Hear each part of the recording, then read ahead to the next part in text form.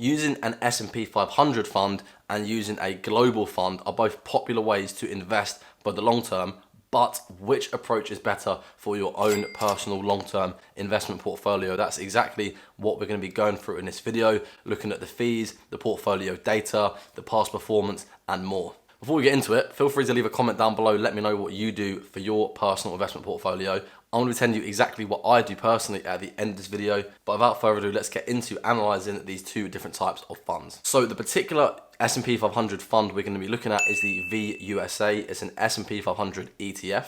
The particular global fund we're going to be looking at is the VWRL, which is the FTSE All World, essentially a global ETF. The reason why I'm using these ones is because they're both ETFs, so we can compare apples with apples. They're both on Vanguard's platform. It is worth saying though, they're both income versions. The accumulation versions, for anyone interested in, are VUAG and VWRP. They're not available on Vanguard's platform, but are available on other platforms like Trading 212. A lot of very popular and goated investors like Warren Buffett and Jack Bogle say all you need is an S&P 500 ETF or index fund. That's all you need to do. So why is this video even worth making? Safety first, fashion second. Well, a couple of reasons. I think that advice is a little bit outdated because global funds have only been around for about 15 years. And of course, these legends of the investing world have been investing for decades, literally 70 plus years. And also the larger point is that both Warren Buffett and Jack Bogle are from America, and normally there's quite a home bias with investors. America being a dominant economy,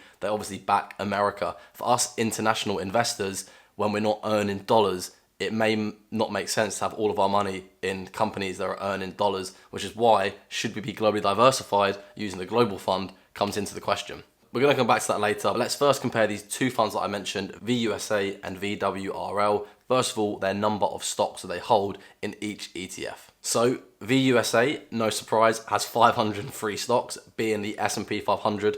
Obviously. Essentially holding the largest 500 US companies. The FTSE All World, being a global fund, is much more diversified and has 3,688 stocks. So it has over 7 times the amount of stocks. Quick maths. If we look at the portfolio data between the two funds have the exact same top 10 holdings. Why is this? Because global funds are still very much dominated by US companies.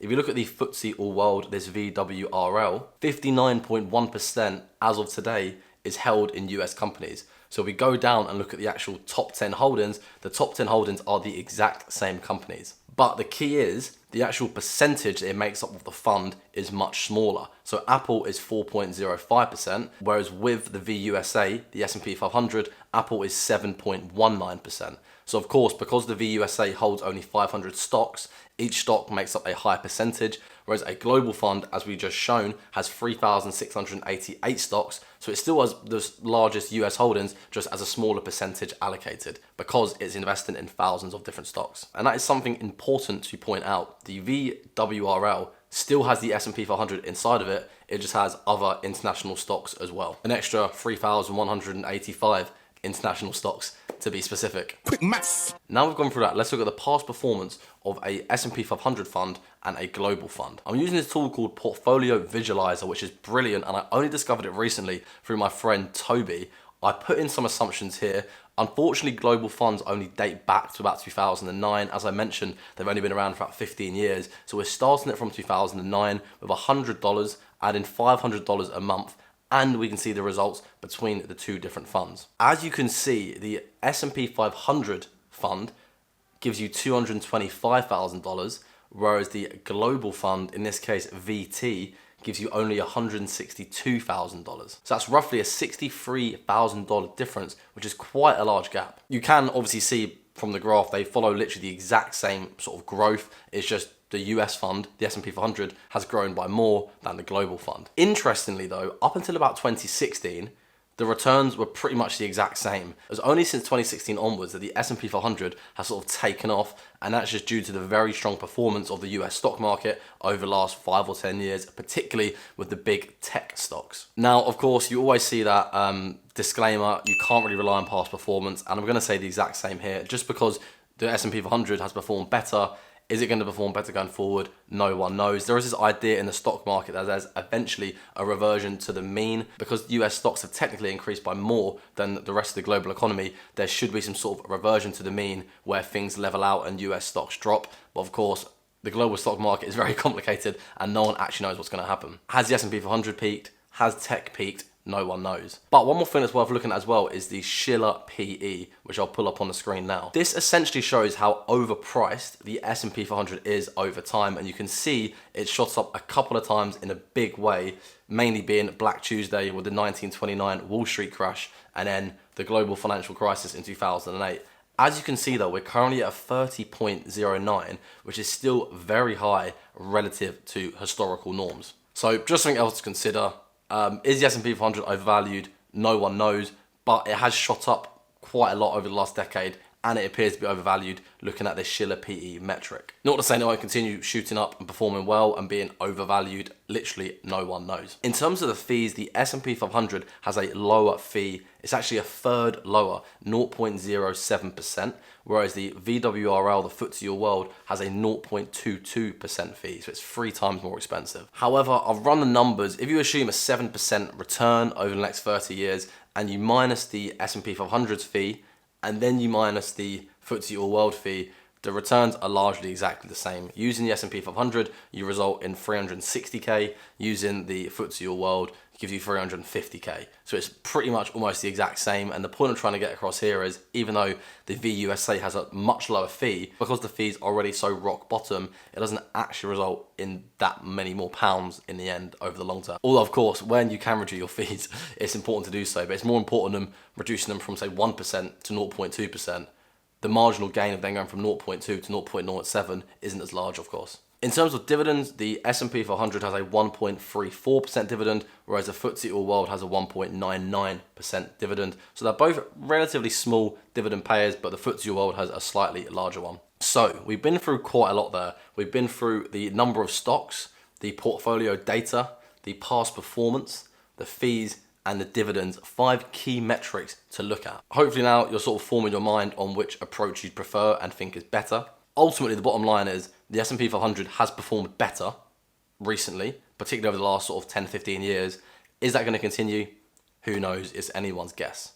As I did mention though, with a global fund like the FTSE All World, that does include the S&P 500 and thousands of other stocks. So it's almost sort of an insurance policy. If the US continues to perform well, your global fund will also continue to perform well. But of course, if you had just invested in an S&P 500 fund, then you'd end up with more money, as we showed through that backdated test on Portfolio Visualizer earlier. One thing I wanted to touch on quickly is the data going back 100+ years. So I looked into this data quite extensively when I wrote my ebook, Stop Waiting, Start Investing. But you can look at the portfolio data of the global stock market over the last 100+ years, and it's very interesting. What it essentially shows is that the largest and most dominant and most influential country in terms of the stock market ebbs and flows and changes over time. Just looking at the United States, over the last 100+ years, it's made up of a minimum of 15% of the global stock market and a maximum of 65%. And in that time, it's gone from 15 to 50 to 25 to 65. Now it's around 60. What I'm trying to say is the largest country in terms of what it makes up, or the largest stock market, often changes over time, which makes a case for using a global fund, because if the US in the next 50 years was to become slightly less influential, if maybe China or India became more influential, then using a global fund, you would be fine because you'd be investing into Chinese and Indian stocks in that example. Whereas if you had just had an S&P 500 fund, then you may lose out. Once again, it's all speculation, no one knows. Just trying to give you all the details so you can decide which fund is better for you. Now that sort of wraps up the bulk of the video, but I wanted to leave you a few closing thoughts that hopefully would be helpful. As I mentioned at the start, Warren Buffett, Jack Bogle, some legendary investors say all you need is a US fund. Warren Buffett says the S&P 500. Jack Bogle says a total US stock market fund. As I mentioned, they are Americans. They earn in American dollars, so maybe they're a bit more biased towards the American economy. Of course, I'm not questioning what they say. I'm just a random guy on YouTube and they're two of the goats, but just saying it. The conclusion is that both approaches do well, and by doing one of them, you will hopefully grow your wealth pretty steadily over the long term. If you live in the US, maybe using a US fund makes sense as you're earning in American dollars, following the approach of Buffett and Bogle. If you're overseas, then I'd probably say a global approach makes a bit more sense. And with that global approach, you're still investing into the US economy. You also just have other international stocks and companies you're invested into as well. I think the key is just pick one. Just do it! Or pick both, as we'll come on to in a sec, but pick something, start investing, invest every month, and then buy and hold for the long term. It could come back with what are you most comfortable with. Maybe you're most comfortable with going with the S&P 500 because that's what Warren Buffett recommends. Maybe you're most comfortable with a global fund because you want to be globally diversified, even though your returns may not be as good over the long term, like the last 15 years. So it also comes back to a question of what are you comfortable with and what would help you sleep at night, as ultimately that's priceless.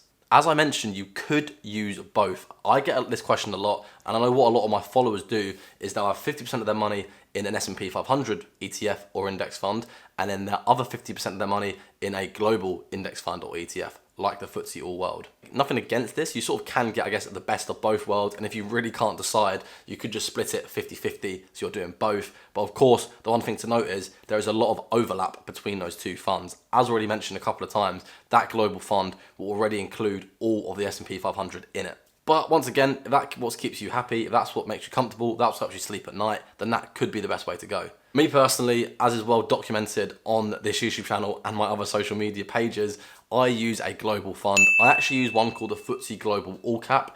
I didn't use that as a comparison in this video just because it's an index mutual fund rather than an index ETF, so I wouldn't be comparing apples with apples. But yeah, I use the FTSE Global All Cap. The FTSE All World is very similar and gives very similar sort of returns to the FTSE Global All Cap. But for me, I'm 100% in global funds. My main reason being is just because of diversification, and I don't know what is going to happen over the long term. I've sort of conceded that I can't beat the market, which is why I use index funds, but I've also conceded number two, I don't know which country is going to perform the best over the long term, and that's really through when I look back at the stock market data over the last 100 plus years and saw how the UK was the best economy, then it was US, then it was Japan, now it's the US again. Could it be China next, Russia, India, could it be Brazil? No one knows. So I've sort of conceded I don't know, which is why I'm more comfortable and happy with using the global index fund, because if the US performs well, I'm still benefiting from it. But if it performs badly, I have other international stocks that will hopefully keep me afloat and keep me growing my wealth over the long term. But yeah, that wraps up this video. As I mentioned at the start, let me know in the comments what you personally choose to do. And once again, as I mentioned, both approaches are good. The most important thing is to stop waiting, start investing, get started as soon as possible. And ultimately, if you choose a global fund, and then after 6 months, you actually want to be in an S&P 500 fund, you can just sell your global fund and put the money in an S&P 500 fund. You're not locked in. You can change it. You can do it 50-50. You can do ultimately whatever makes you most comfortable. Thank you for watching. Have a good one, and I'll see you in the next video.